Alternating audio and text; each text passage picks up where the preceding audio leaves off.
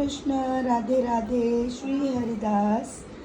और पता है, क्योंकि ये जो ज़्यादा अप डाउन हो रहा है ना, जिसकी वजह से ना मेरा गला बैठ गया है। और पूरी लीला भी बताना चाहूँ तो गला बैठने के कारण प्रॉब्लम हो रही है। पर मैं आपको थोड़ा सा बता देती हूँ कि प्रभु की अनंत लीलाएं हो रही हैं, कुछ भक्तों के लिए भी हो रही हैं, और जिन भक्तों के लिए हो रही हैं मैं उन तक उनका मैसेज पहुंचा देती हूँ। और जिन जिन तक ये बातें पहुंच रही हैं वो भी उस चीज़ को फॉलो कर रहे हैं, और उस चीज़ को फॉलो करने से उनके जीवन में भी परिवर्तन आ रहे हैं। अब ये प्रभु की क्या लीला है ये तो प्रभु ही जाने। दूसरी बात, हमें नहीं पता था कि प्रभु कब क्या करवा दें। अभी हम राजस्थान पहुँचे। जो भक्त हैं राजस्थान में वो प्रभु की नानी है, ये प्रभु का कहना है। उन्होंने नानी रूप में उनको स्वीकार किया है, या वो उनकी परम भक्त है, ये तो प्रभु ही जानते हैं। दूसरा, क्योंकि वो हमें बेटी के रूप में उन्होंने स्वीकार किया है, इसलिए उन्होंने उसी प्रकार का सम्मान और प्रेम हमें पूर्ण रूप से दिया, जिसको मैं शायद आपको शब्दों में बयान ना कर पाऊँ। बहुत कुछ, अनंत कुछ, लेकिन बहुत कुछ ऐसा है जो शायद वीडियोस में नहीं बताया जा सकता। लेकिन ये सब क्यों, कैसे, ये तो प्रभु जाने। मैं तो सिर्फ उस प्रभु की लीलाओं का, उनके आनंद का, इस संसार में अनंत तीर्थों का, ये तीर्थ क्या है?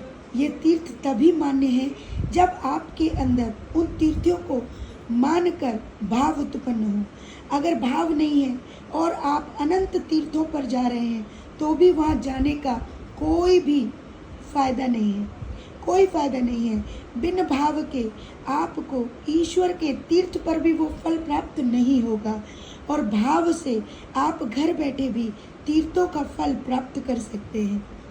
ये सब मैं वो बातें बता रही हूँ जो रियल है, प्रैक्टिकल है। बहुत से लोगों को लगता है नियम अनुसार बहुत सी चीज़ें करने से हमें प्रभु प्राप्ति हो जाएगी। नहीं नहीं, ऐसा नहीं है।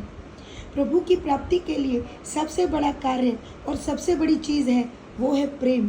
प्रेम भी ऐसा जो सरल, कोमल, निर्मल होना चाहिए, बिल्कुल प्रभु की तरह, जिसको हर चीज़ पर, प्रभु की हर वस्तु पर विश्वास होना चाहिए। रही बात कि हमें अपने विवेक का और ज्ञान का इस्तेमाल कहाँ और कब कैसे करना चाहिए, प्रभु धीरे धीरे अपने भक्त को इसका भी समझ दे देते हैं।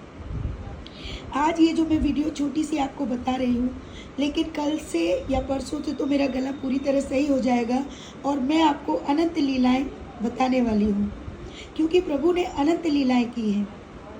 और इन लीलाओं के पीछे उद्देश्य क्या है, क्यों इन तीर्थों के बारे में मनुष्य को पता होना चाहिए। देखिए, पता तो सबको है, लेकिन उसका फल सब प्राप्त क्यों नहीं कर पा रहे हैं, इसका कारण भी बताऊंगी। मैं नहीं, ये सब ठाकुर जी बता रहे हैं कि क्यों मनुष्य को उन तीर्थों का फल प्राप्त नहीं होता, क्यों उनसे क्या छोटी छोटी गलतियां हो जाती हैं। सबसे बड़ी गलती मैं बार बार बता रही हूँ, आपका भाव इच्छा से हट जाना चाहिए। इच्छा से हटकर जब भी आप तीर्थों पर कोई कार्य करते हैं तो आपकी हर कार्य में पूर्णता लाना ईश्वर का कर्म है। हम पहले से ही फल की चिंता कर लेते हैं और फल को सोचकर कार्य करते हैं, इसीलिए हमें फल प्राप्त नहीं होते, जो कि गीता में लिखा गया है। हम कर्म से ज़्यादा फल पर केंद्रित हो गए हैं। हम कर्म तो बाद में करने की सोचते हैं, हम उसके फल की चिंता और आशा पहले ही लगा बैठते हैं। ये गलती हम लोग कर रहे हैं, ऐसा ना करें।